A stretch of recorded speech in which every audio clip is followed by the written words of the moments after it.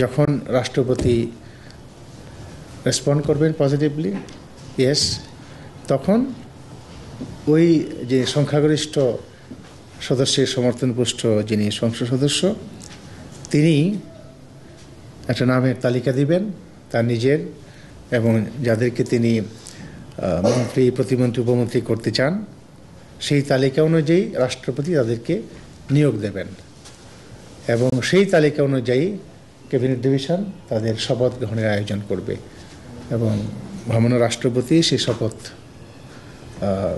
অনুষ্ঠান শপথ পরিচালনা করবেন, আয়োজন করব।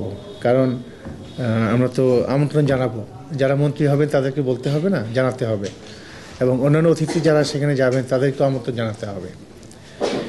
কাজে টেন্টেটিভ একটা তো শিডিউল আমাদের আছে, এটা আপনারা ভ্রমণ করছেন। আপনারা হয়তো অসমর্থিত সূত্রের খবরে আপনারা কেউ কেউ রিপোর্টও করেছেন, দেখলাম প্রিভিয়াস কলেও, কিন্তু আমি তো বলতে পারবো না, যেহেতু প্রসেসটা কমপ্লিট হয় নাই, আমার পক্ষে এটা বলার সমীচীন হবে না। তবে এটুকু বলতে পারি যে আর্লি নেক্সট উইক এটা করা সম্ভব। উইক তো শুরু হয়, আমাদের দেশে উইক শুরু হয় সানডে থেকে, তাই না? উইকেন্ডের পরে উইক শুরু হয়। এখন পর্যন্ত আগের ক্যাবিনেটে আছে, যে মুহূর্তে নতুন ক্যাবিনেট ওত নেবে তখন থেকে নতুন cabinet will be in place.